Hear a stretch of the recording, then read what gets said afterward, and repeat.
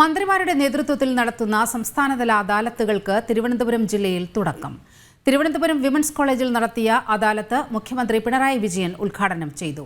ഈ മാസം 7-ാം തീയതി വരെ ലഭിച്ച 8336 പരാതികളുടെ പരിഹാരമാണ് അദാലത്തിലൂടെ നടപ്പിലാക്കുന്നത്.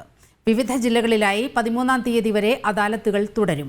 അതേസമയം സംസ്ഥാനത്ത് ഈ ഫയലുകൾ നിർബന്ധമാക്കിയെങ്കിലും പരിഹരിക്കപ്പെടാത്ത ഫയലുകൾ ഇപ്പോഴും തുടരുന്നുവെന്നും ചില ഉദ്യോഗസ്ഥരുടെ അനാസ്ഥയാണ് ഇതിന് കാരണമെന്നും മുഖ്യമന്ത്രി പിണറായി വിജയൻ ഉദ്ഘാടന പ്രസംഗത്തിൽ പറഞ്ഞു. ഫയലുകൾ കെട്ടിക്കിടക്കുന്നത് അവസാനിപ്പിക്കുന്നതിന് വേണ്ടിയുള്ള വലിയ ശ്രമം എല്ലാ തലങ്ങളിലും നടന്നു. ആ ഒരു ഘട്ടത്തിലുള്ള പ്രവർത്തനം എന്ന നിലക്ക് മാത്രമല്ല സർക്കാർ കാണുന്നത്.